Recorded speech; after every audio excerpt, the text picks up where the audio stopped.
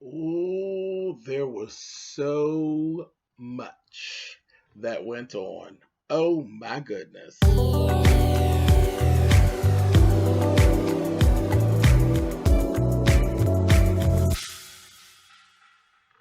Hey guys, thanks so much for clicking on this video. This is my review for The Oval.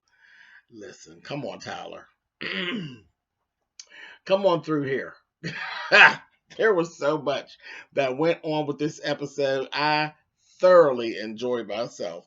Let's go on and get into this. So, first things first, we got the mother and we got Barry down at the police station, and they are reviewing. They we actually see them mentioning that they're reviewing some surveillance tapes about a shooting of a man that was in bed. So there was actually somebody that got shot. So that didn't have anything to do with them, but that was just going on while they were down there. Because last week I thought it was just nobody got shot. I thought the woman was just coming out saying, "Oh my God, they're shooting in my house," and I'm like, "Well, she live in that kind of neighborhood, so like that type of stuff happens." Which is crazy that in this day and age we are actually desensitized to that stuff. You'd be like, "Yeah, okay, they're shooting, child," and that's bad. You know what I mean? In regular neighborhoods, like, girl, that's whatever. But that wasn't a regular neighborhood. That was kind of like projects. It was like the projects or whatever. But somebody actually got shot in the bed. So somebody got tore up by good old Pops and Son, honey. I said, y'all shooting folks on some bull crap. But anyway, so Barry is still with this whole where's my daughter? Where's my daughter? Where's my daughter? They end up having Barry. The mother says she couldn't do it, but they have Barry go down to the morgue and actually identify Ruth's body.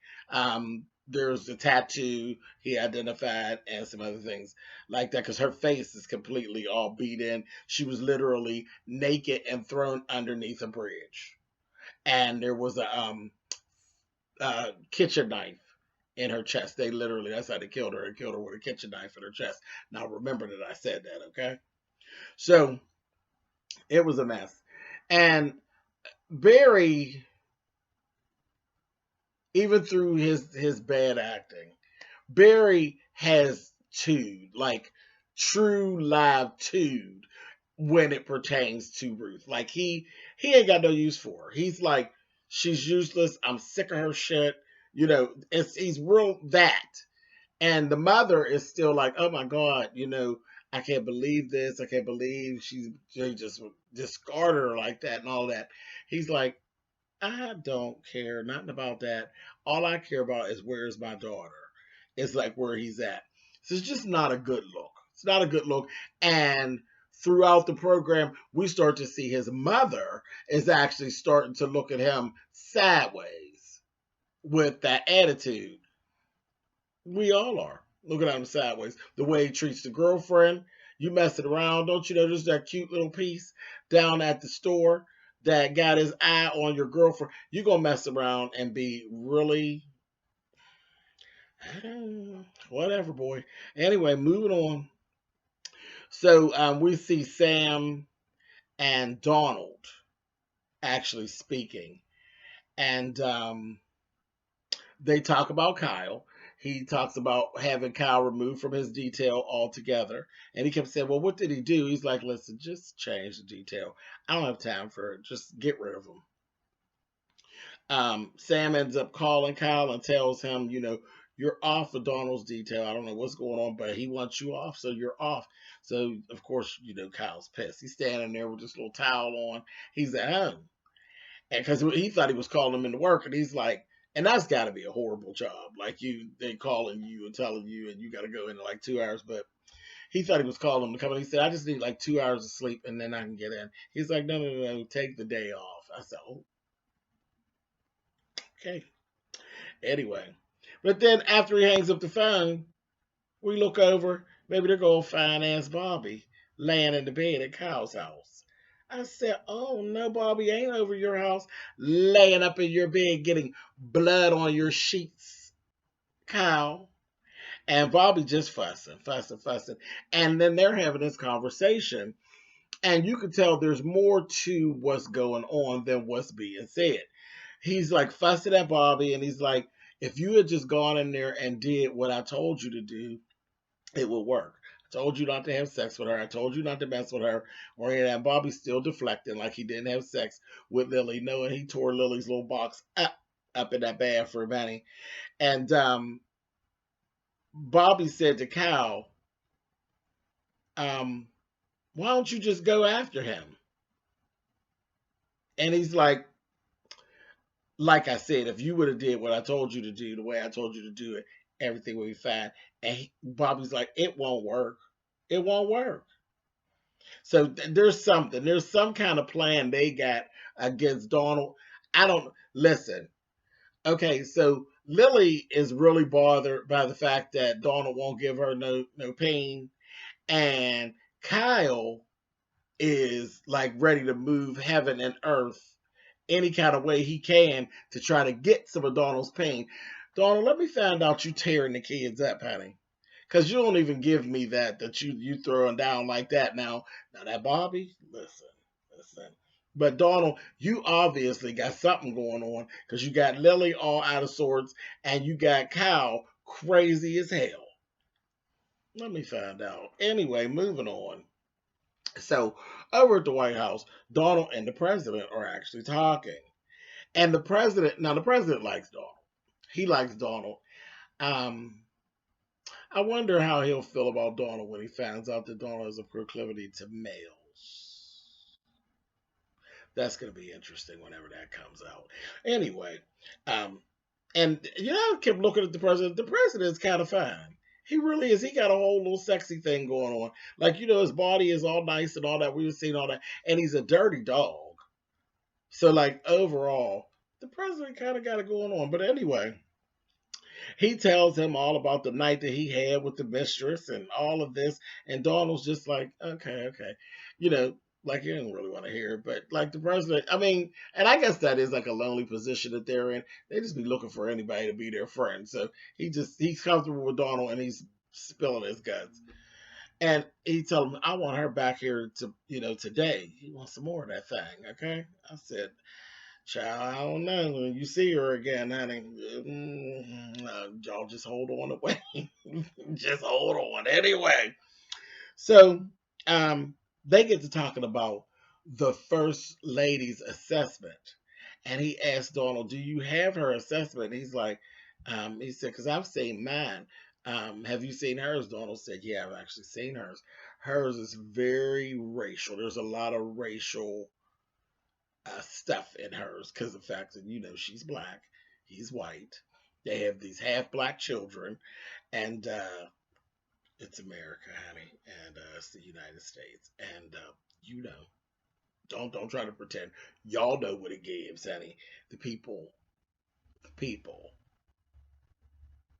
want to know. What the hell you doing with her, honey? But anyway, so they don't like her, and the president keeps going at Donald. So how is it that I can kind of like pull back on her security detail? And he's talking about basically having her, like letting her be murdered. And that's what Donald's like, it wouldn't be a good look for the first lady to be assassinated, And he's like, it would be a good look for who? Who's going to be bothered? And he's like, surely you don't mean that, sir. He's like, do you see me smiling? I said, child, if they are the modern day War of the Roses. I'm telling you, they, child, hate each other. Hate each other. I don't know what it's going to take. I believe if something happens to one of those children, that would change things and we'd actually see where because at some point they had to like each other. You know what I mean? She had 2 kids by him. I mean, she's a very calculated bitch. I like her. She's real calculated and real evil. But at some point, I'm going to say that she probably did like him. He is fine. I mean, she probably did like him, but something would probably have to happen to one of those kids or something for that to actually come out because they're so far gone in their hatred for each other. Till it's just entertaining, you know. But he said, yeah, he said the feminist groups they're always in an uproar. So I don't know, they're always up for equal rights and all of that. Why not give them their first martyr? I said, oh, he is so cold blooded, so cold blooded. Anyway, I got real tickled with him. That president is something else, honey. And he's just so matter of fact and so curt, you know. And he's not as outwardly vicious as her. It's the after effect, like it's his. Yeah, he's matter of fact after the fact. I'm like, oh, child, hilarious them too. Anyway, so let's talk about the old first daughter, honey. She calls P, the little boyfriend, which is Barry's cousin. And he's like, please go away from me with this. Go away from me. And he told her flat out, listen, you bring the police. Whatever it has to do with you now. And she's like, it is not my fault that we are here. You know I love you. This, that, the other shit. He's like, yeah, yeah, yeah. I ain't got time for this. You bring the police. I ain't got time for it. Me and the police, that don't mesh. So I ain't got you to do. Girl, stop calling here. He's like, where you calling me from? She's like, I'm calling you from the White House. He's like, oh, hell no. He click her ass off. I'm like, throw that phone away. And she done figured out that him and Barry are cousins. She done figured that out going through his social media. Now, before all that, before he hung up on her, she kept asking about this girl, Rachel. Is she there? Is she around? Well, nobody around. He's outside. But she's like, she got a whole jealousy thing for this Rachel. So we're going to hold on to that little piece of information. They didn't go any further with it, but I'm telling you, because I'm going to be holding on to that little piece of information. Because if I know that little bitch the way I know her, there's going to be something else about Rachel, and she's probably going to do something to this Rachel person or try to bother this Rachel person because she had a real stick up her behind about Rachel here. So we're going to hold that to memory, Rachel. And you still hold on to the kitchen knife. Hold on to the kitchen knife. I'm going to talk to you about the kitchen knife when we're done, before we're done with this review. But we're going to hold on to Rachel for later on. Okay. Anyway, and I know Tyler. Tyler will pull Rachel in. Anyway, moving on. So then she done jumped up. The first daughter done jumped up. She on her way trying to leave. In the midst of all this, Lily has actually shown up. Okay, Lily has shown up. Lily's upstairs waiting on the first lady to come out of her room. And who does she see? Naked as a jaybird, as goddamn Jason, out there in the hallway walking around naked again. And I just looked at him and I said, child, your little frame, honey, if you don't go somewhere and sit down, just as naked as you please, honey. That's what I can think about the old lady with the blue hair and the wire rim glasses from Women of Brewster Place. He out there in the hallway, he all hugging the wall and looking over there at Lily. Lily trying to look away, honey. And I said, look at you out there in the hallway, naked as you please. I got so tickled. He's ridiculous. And then I'm like, and he wants everybody to see him. I'm like, you got a third leg or something? Well, I don't know your dad. You might.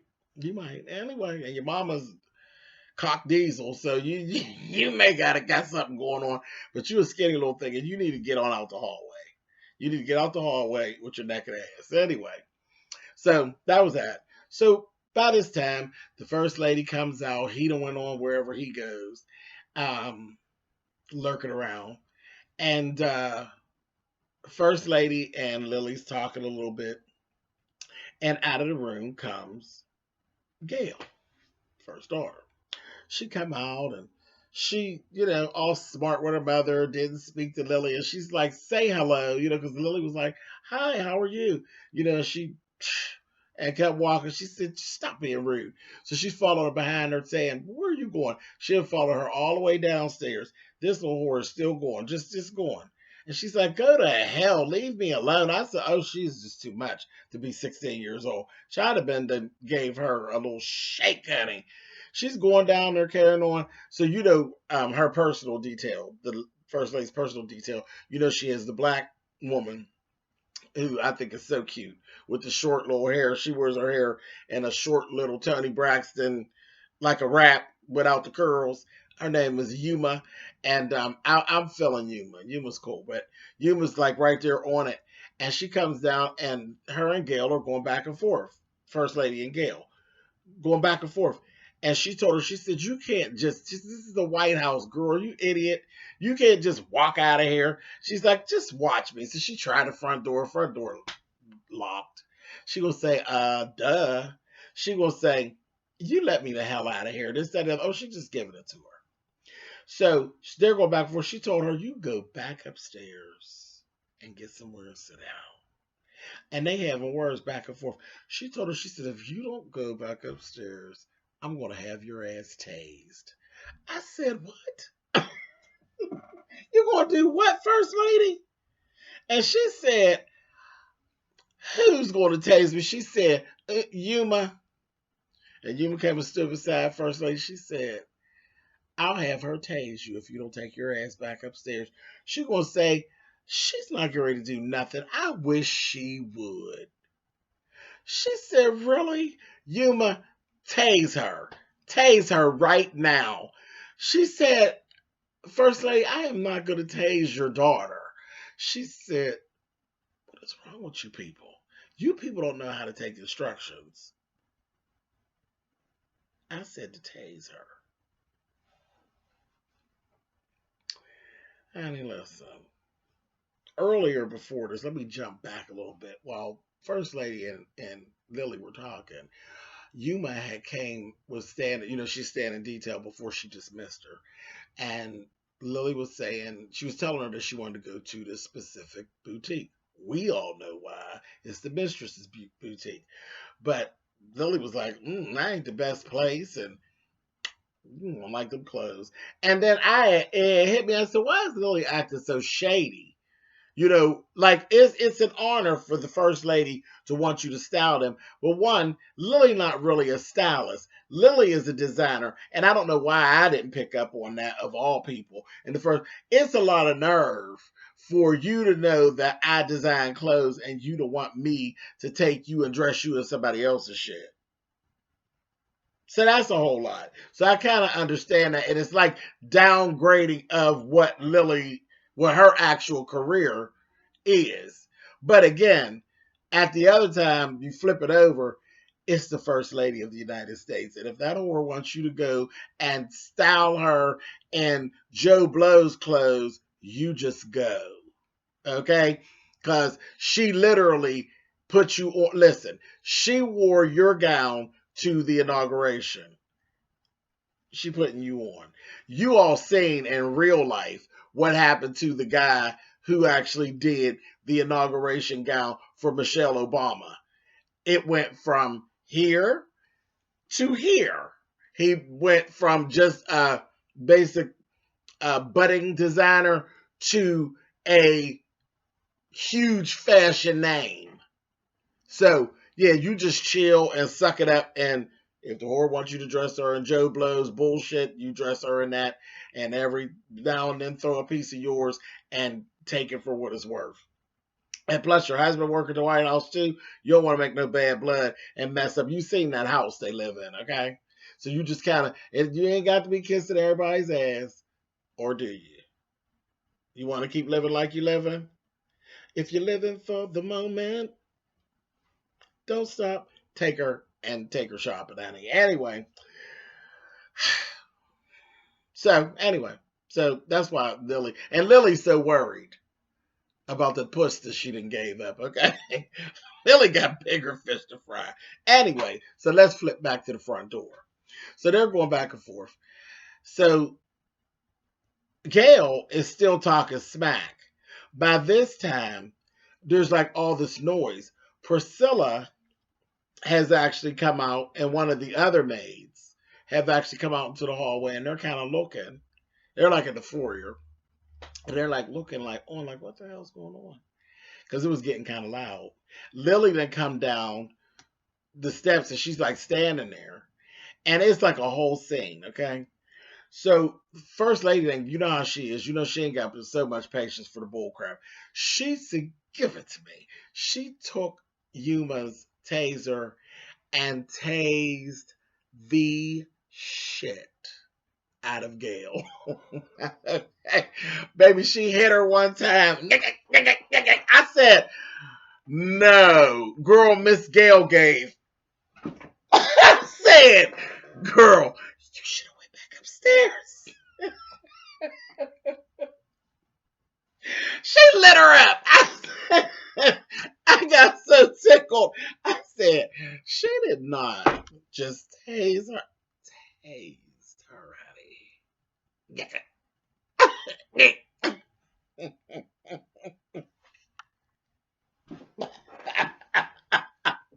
She lit her up.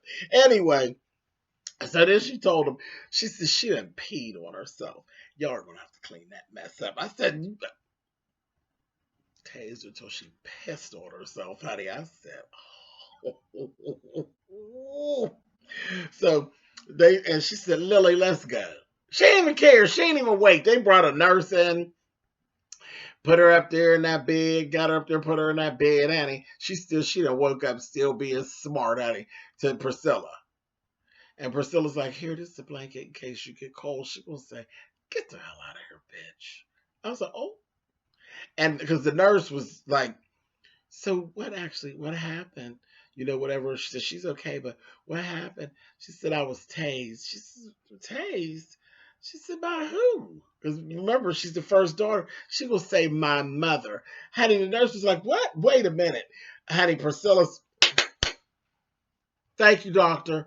Let's go. You know, they run that house, honey. Actually, that staff runs out. Maybe they pushed her on out of here. Told her, girl, listen, get on out of here, honey, and ignore that you heard that, honey, and don't you dare call CPS, bitch. You'll come up stinking. You go on out of here now, doctor. Go somewhere and get somebody a shot. Take somebody's blood pressure, or somebody will have to take your blood pressure, and you won't have any. Now get on out of here, honey. I said, I was, I was like, this is just too much. Too much. So let's go down to the police station. Barry and his mother's in there, and the conversation has actually shifted. And the police woman that they were dealing with, she's a detective. She wasn't a police woman. She's a detective. I'm sorry. She's a detective. And she's talking, and she's basically questioning Barry in a nice little slick way, because he's now become a suspect. Okay? Because you've already given us that you have disdain for her. We don't know who killed this whore, but you're telling us it's the Rackadoochies, honey. That old pizza making, pool playing cold, honey. The Rackadoochies, honey. So he's become a suspect. And when he actually made that comment to his mother, I'm relieved that she's dead. I said, oh. I said, that's why your mother's side-eyeing you, honey. And so are we, honey. What's really going on? Anyway, it's like, boy, you seem like such a nice person. You're not nice, honey. You're just cute, but you ain't nice. So that was going on. Honey, Barry was like, we're out of here. The hell with you and all that. She said, well, you really would want to talk to me. He was like, I don't want to talk to you. And I'm not. Took his mother and left. I said, oh, you really feeling yourself, honey. Wasn't you just all held up at the White House because somebody said you raped him, honey? You might want to sit down and chill. But he got an attitude. Got an attitude problem. Anyway, so listen. So here's this whole conversation with Jason and Gail. He's telling her he's trying to find a secret passage or something to get out, that he believes that there's these secret passages to be able to get out of there. She basically blew him off and then told him, why don't you go somewhere and get naked and prowl around like you usually do, you weirdo. And he's like, I'm going to find a way to get out of here, and I'll let you know when I do. She's like, whatever, get out. I was like, child, she's so nasty and mean. Okay, so anyway, they go on. Lily and the first lady, they make it down to the boutique, honey. We see old girl in there. She's like, okay, see the brigade pull up. She will say, oh, that must be him, honey. She pushing her tits up and carrying on. And look, baby, here it is, the first lady and Lily and I think it was three detail folk came rolling through. No. Yeah, three. There was Yuma and two other males. No, there were four of them. So there was Yuma and three males.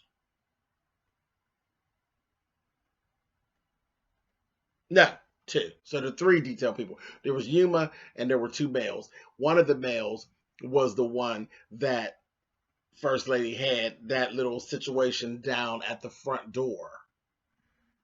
When they're down at the front, remember when they're at the front door when he was in there screwing that girl? So he was there. He know what the tea is. He know who it is. He know why he there, and he knew she was going to whoop her ass. So that, yeah, I was laughing. So she rolls up and she's like, "Oh, First Lady, oh my God, thank you so much for coming to my shop. It's so good to see you." She put on the whole act, honey. I was laughing. I said, hmm. So she told her, she says, "Listen," she says, "I'm so humbled that you would come to my shop." And she says, "Well, the people have spoken and they're not real satisfied with the way I dress. So I need to change up what I do. You know, maybe I need to look a little scaled down, a little cheap. You know, I want to dress like you." I said, "Oh!" And she just try to play past it, play the game. She says, "Well, I'm really humbled that you would think to come to my shop." And she said, "Yeah. And I'm really humbled that you would think that you could come to the White House and fuck my husband." She said, I hope you can use," what did she say, how she put it? She said, "I hope your lips are better at blowing than they are at lying." Tap, tap, tap, tap, honey. With these gloves in her face. I said, "Oh," she gave it to her, honey. So, So she says, "Lily, pick out a few pieces for me." And she says, "And you, what would you have me put on? Pick a few things, honey." So the girl's picking stuff off the rack. And she says, "Okay, show me to the dressing room." So they go to the dressing room. Of course, Yuma is standing right there. She closes the door in Yuma's face. And the girl is got her back turned and she's putting the stuff up, hanging them up for her to be able to get it. And meanwhile, First Lady put her purse down. She had this bad white suit on, okay? Bad white suit. Lace front was bam. Okay, she was so done in this outfit. She was done. She was pulled together. She says, she's standing behind her, baby. You see her? Oh, and then she had a pair of white red bottoms on, honey. You see her? She's taking her shoes off. I said, "Oh, no, no, no, no, no, no." I said, "Don't do this to me. Not this time of night, Tyler. Don't you do this to me." She took them shoes off, honey, went in that purse, and pulled out Vaseline. I said, "Only Tyler Perry, honey. You are Patty Tyler." She pulled the Vaseline out, baby, and gave this, honey, and threw it. And the girl, she's like, "Okay, First Lady," she says, "go ahead, try those on." She's trying to go out the door. She took that door, she pushed that door closed. She said, "Bitch," and grabbed her baby and gave her Waka Patty. And they got the rumbling. I said, "No," ghetto style, honey. They was getting it. I said, "Okay, well, at least the girl," I thought the girl was just going to take the smack or hit. Or no, baby, they was rumbling. They got to rumbling. They were like, what is going on?" Lily runs over there. They're like, "Stand back, ma'am." And they open the door and the guy comes in first. He knew. He was over there. He had a smirk on his face when he heard the rumbling. And Yuma was pushing, and First Lady, he said, "First Lady," he went to touch her. She said, "Get out of here now." Because at that point, old girl had pushed First Lady up against the wall. But wasn't no problem because First Lady could rumble. She said, "Get out of here now, honey." He took Yuma and them and pushed them back and shut the door back. Baby First Lady grabbed girlfriend's arm because she wanted to make a mark because she could fight anyway. But she took and bit her all up her arm. I said, girl, you are a mean, vicious, malicious old bitch, honey. She bit her all up her arm. I said, girl, you better do it. You better do, because he think you pretty. No, no, ma'am. Bit her down, honey. Gave her chomp, chomp, chomp like Pac-Man, honey. Miss Pac-Man. Tore her up and took her and got her, honey, and was giving her bam, bam. Slammed her down and was banging her head. She beat her ass, okay? Y'all get the gist of it. Banging that face on that ground. I said, got up, was kicking her. I said, oh no. She's kicking her down there a couple of 3-4 times, honey. Took and got her purse and her gloves and her shoes, honey. Walked out, pushed her little hair behind her ear, honey. And you and them got to walk her right behind her. She gonna take a purse and knock it down and gonna say, it's trashy. No, you're trashy. But I like you, girl. And left right on up out of there. I said, girl, never would First Lady come in and turn the boutique out, honey. I said, girl, you are a hot, delicious mess, honey. You hear me? Went on out of there. First Lady was talking to Lily. Listen, when I tell you how she read Lily for filthy, filthy points, honey, because Lily about to get on my nerves. So I don't know. Lily's starting to make me not like her because she be doing too much. She sat over there, honey. She says, listen, do you know why I called you to come with me? She says, yeah, you wanted me to style you. She says, I love your work, honey, but that's not it, honey. See, I need an ally. I need an ally. She says, and, I don't like all this, honey. Whores hanging around, sleeping with my husband. She says, so I need ears and eyes, and your husband is the chief of staff. So what I need is to know that, she says, see, your husband knows about all that. He knew about that whore. And he knows when my husband is out doing wrong. He helps set it up. So what I need for you to do is when things are going on and you hear something, I need you to tell me. Can you do that for me? And she says, yes, ma'am. She says, perfect. And I can do the same for you. I said, work, honey. Now listen. Olive branch. Take it and shut up, Lily. No, Lily sits over there. Now she gonna give First Lady the spiel about, oh, well, there won't be anything for you to tell me because my husband is a good man. He would never. She says, dear, really? She says, oh, and she even takes up for him. Oh my. So she's looking at Lily. Lily's like, no, he's a good man. He gives me everything I want. She says, oh, okay, I get it. So you're the cheater. Well, all right, Lily. And she said, oh, no, honey. You have to practice your poker face. You must practice your poker face, Lily. She said, no. I wouldn't do anything like that. We have a beautiful relationship. She says, okay, honey. Practice your poker face. When you figure it out, you'll be happy that I have you to tell me what's going on, and you have me to tell you what's going on. Okay? And Lily went to say something. She said, I'm done talking to you for now. I said, oh, okay, all right. And I said, boy, wait until she figures out. Wait till she figure out about the chief of staff, Hattie, and what he really got going on. I said, girl, she gonna read you again, Miss Lily, and I'm gonna be here for it. But she read her like an old, cheap, broke down, raggedy stack of books, Hattie. I said, so you're the cheater. Yep. And speaking of cheaters, let's go on over to the drugstore. There was a whole little run-in with Sharon and the boy at the store. He's all, all in her face. And doing what he does. He's attracted. His girlfriend came in. Baby, there's already attention. The I don't know if the girlfriend knows that there was something before them, but between them before, whatever. She wasn't feeling Sharon at all. At all, baby. She was given.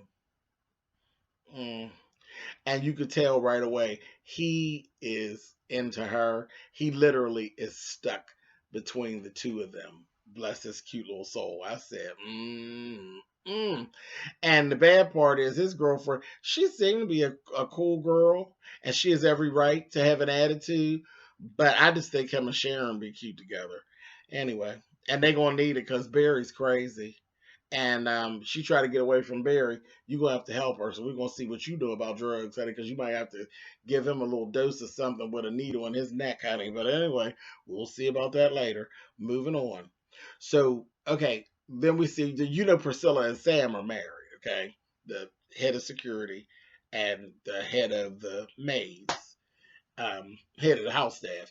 They're married.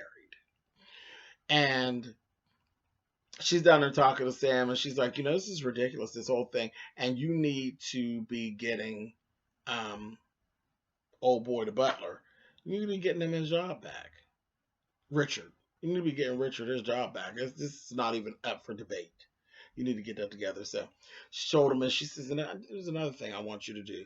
I want you to watch that boy around Jane, because Jane is their niece.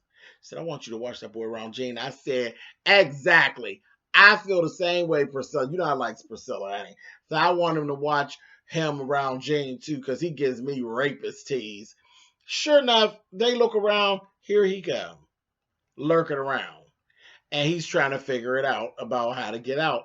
And he's looking, he's like, is this where all the people come in and out? The staff enters and exits. He's like, yeah. And then he asked them about the quarters.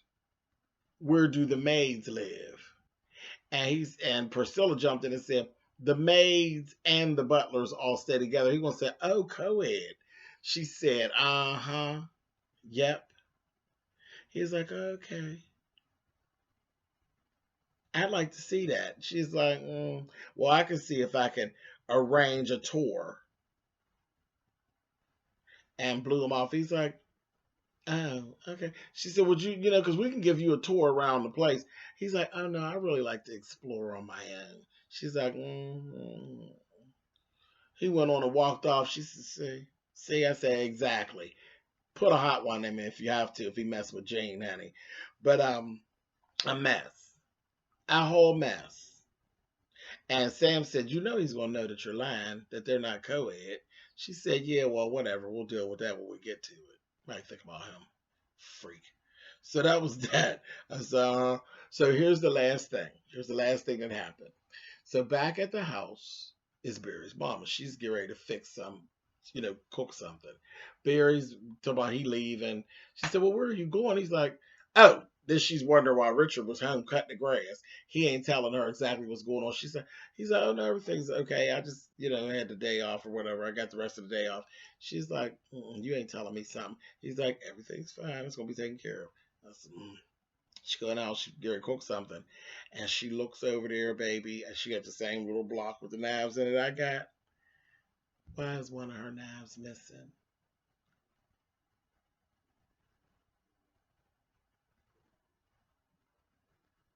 And she was like, oh, no, God, no. I said it was good to bad acting. But I was like, girl, I believe Barry don't have good sense. I do. I believe Barry don't have good sense. And I know for a fact that he hates Ruth. He hated Ruth. But I believe that the Rakadushi took one of those knives. They knew they were going to kill her when they left out of there. They wanted that baby. And I believe they took that knife and they're setting Barry up. But whatever. But he ain't got good sense though. He don't. He ain't got good sense. He's spoiled. He's just ridiculous. Anyway, but that's where it ended. Look, I told y'all it was good. Look how long I done babbled on, honey. But it was a good episode. It really was. This was the best one so far, Tyler. The acting still a little, I'm expecting the acting to get better as we get toward the end of the season. They have to get their foot in. But yeah, this was a good episode. Anyway, I'll catch y'all next week. Later.